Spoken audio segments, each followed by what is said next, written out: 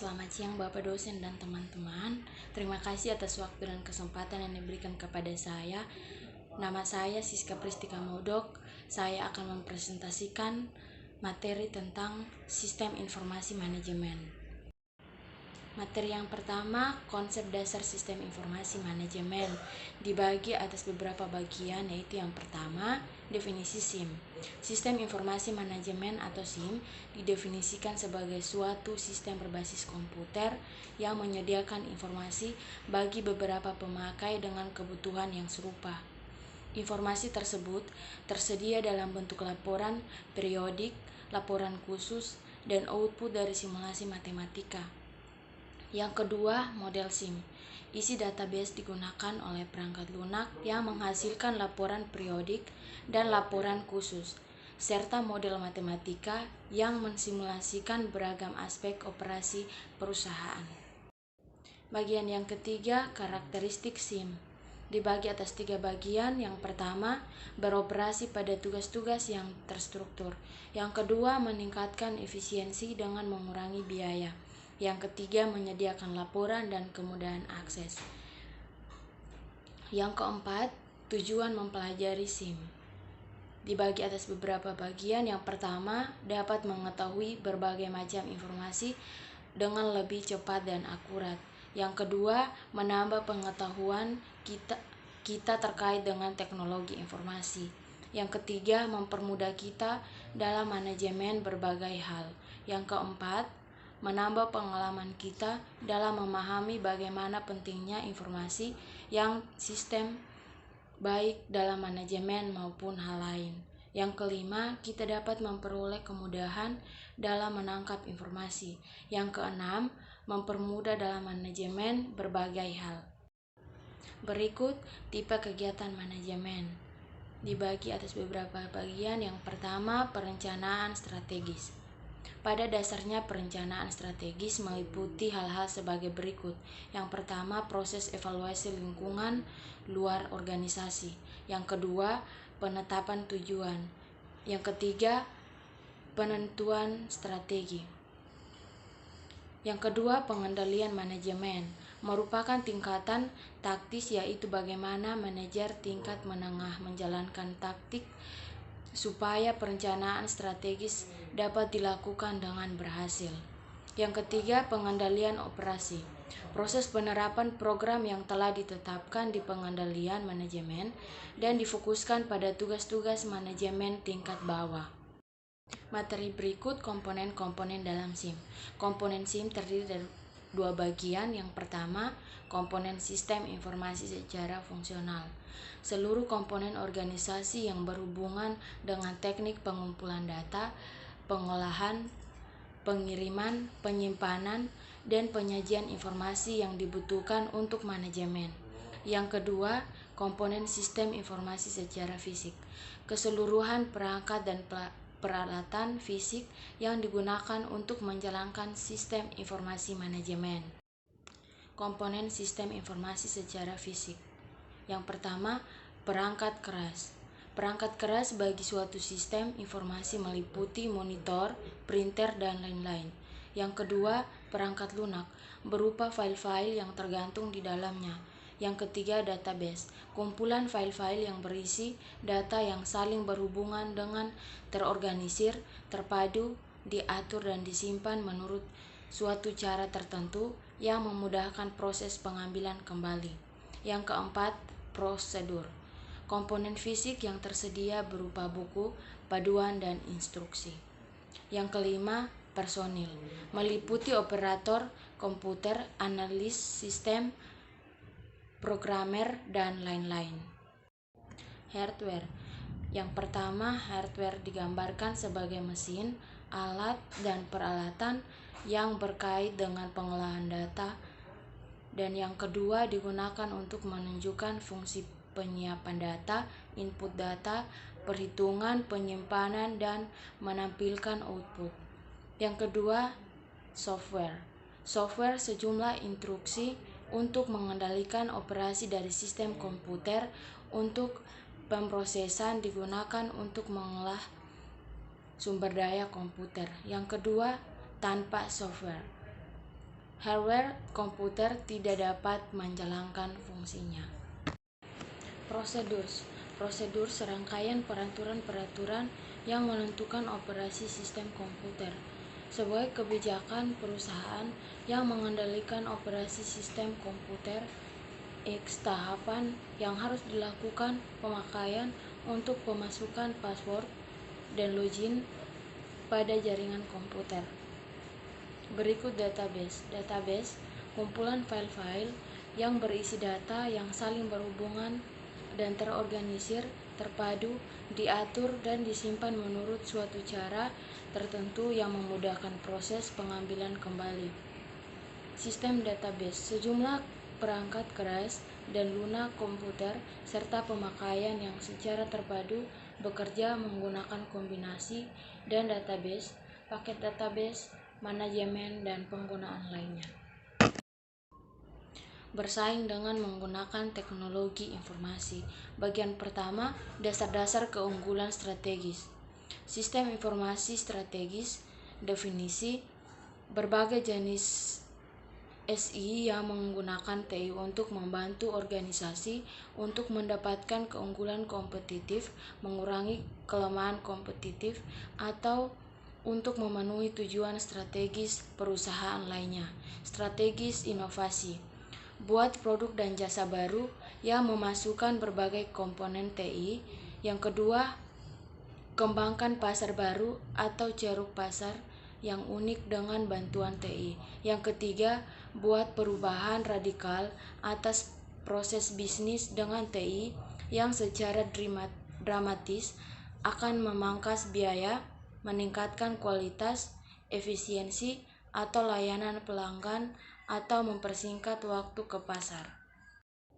Strategi pertumbuhan. Yang pertama, gunakan TI untuk mengelola perluasan bisnis secara regional dan global secara signifikan. Memperluas kemampuan perusahaan untuk memproduksi barang dan jasa. Yang kedua, gunakan TI untuk mendiversifikasi serta mengintegrasikan produk dan jasa lainnya. Strategi persekutuan. Yang pertama, gunakan TI untuk membuat organisasi virtual dengan para mitra bisnis.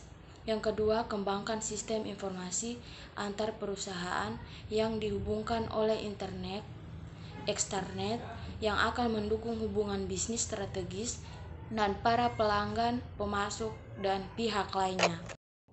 Bagian kedua, menggunakan teknologi informasi sebagai keunggulan strategis. Yang pertama, Business Process Reengineering atau BPR. Definisi yang pertama, pemikiran kembali yang mendasar dan pendesainan ulang yang radikal atas proses bisnis untuk mencapai perbaikan yang dramatis dalam biaya, kualitas, kecepatan, dan layanan. Yang kedua, jadi BPR menggabungkan strategi untuk mempromosikan inovasi bisnis dan strategi untuk melakukan perbaikan besar atas proses bisnis agar perusahaan dapat menjadi persaingan yang lebih berhasil dalam pasar. Peran teknologi informasi dalam BPR. Yang pertama, meningkatkan efisiensi proses bisnis melalui kecepatan, kemampuan pemrosesan informasi, dan konektivitas komputer dan teknologi internet. Yang kedua, meningkatkan komunikasi dan kerjasama antar orang-orang yang bertanggung jawab atas operasi dan manajemen. Berikut kelincahan. Definisi yang pertama, kemampuan perusahaan untuk sejahtera dalam pasar global yang berubah cepat dan terus terfragmen untuk produk dan jasa berkualitas tinggi, berkinerja baik dan sesuaikan dengan pelanggan. Yang berikut, strategi menjadi perusahaan yang lincah. Yang pertama, pelanggan menganggap produk atau jasa sebagai solusi terhadap masalah individual mereka. Yang kedua, bekerja sama dengan pelanggan, pemasok, dan perusahaan lain. Yang ketiga, dapat mempertahan ketika terjadi perubahan dan ketidakpastian. Berikut mengingatkan dampak SDM dan pengetahuan yang mereka miliki. Konsep pengambilan keputusan dalam SIM. Keputusan merupakan mekanisme organisasi untuk melakukan upaya mencapai keadaan yang diinginkan. Jadi keputusan adalah tanggapan organisasi atas suatu masalah. Jenis keputusan berdasarkan struktur organisasi. Yang pertama, keputusan administratif. Dibagi atas beberapa bagian. Yang pertama, keputusan diambil oleh administrator atau manajer puncak. Yang kedua, bersifat umum dan menyeluruh. Yang ketiga, berfungsi sebagai landasan kebijakan dan keputusan teknis operasional organisasi. Yang kedua, keputusan eksekutif. Keputusan diambil manajer eksekutif sehingga keputusan terkait dengan permasalahan yang lebih teknis tetapi belum merupakan keputusan operasional. Yang ketiga, keputusan operasional. Keputusan yang diambil oleh manajer operasional dalam rangka pelaksanaan gagasan, arahan, dan kebijakan manajer di atasnya disesuaikan dengan sistem koordinasi yang dikembangkan oleh manajer eksekutif. SIM dan pengambilan keputusan. Yang pertama, keputusan terprogram, keputusan yang sifatnya berulang-ulang dan rutin sehingga dapat diprogram. Yang kedua, keputusan semi terprogram. Keputusan ini biasanya membutuhkan analisis dan perhitungan terperinci karena sifatnya rumit.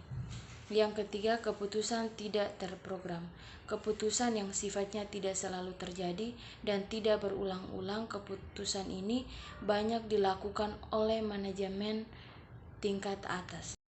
Berikut konsep dan peranan database dalam SIM.